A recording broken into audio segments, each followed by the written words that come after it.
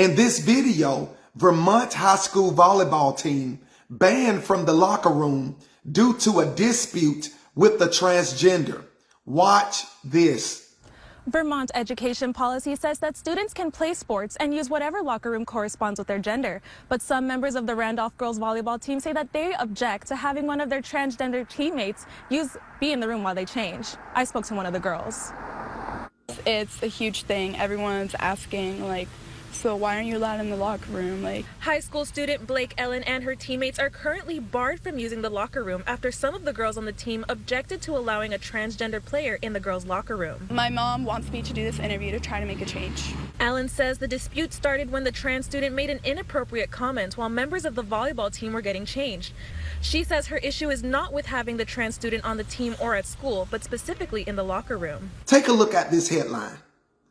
It says Vermont high school volleyball team banned from own locker room over transgender dispute. Listen to this. Most members of the high school volleyball team in Vermont have been banned from their own locker room after a dispute with a transgender athlete. Understand, this is a biological boy who identifies as a female. So he's given a free pass to play female sports and to change in the females' locker room. Not after the females leave, but while the females are there, this biological boy is in their presence. Y'all know we are living in the last days when all a boy have to say is I'm a girl, and they give him access to the females. Y'all listen to this. Blake Allen, who plays for Randolph Union High School girls volleyball team, told WCAX she's the same young lady who you heard at the beginning of the video. She told WCAX how uncomfortable it makes her feel changing in front of a biological boy. Do they support her? Do they remove him from the locker room? No. Instead, they ban the young women from using their own locker room to protect the biological boy who identifies as a female. Listen to this. Some team members want the transgender player relocated, but Vermont state law means that students can play sports and use the locker which corresponds to the gender with which they identify, with no exceptions.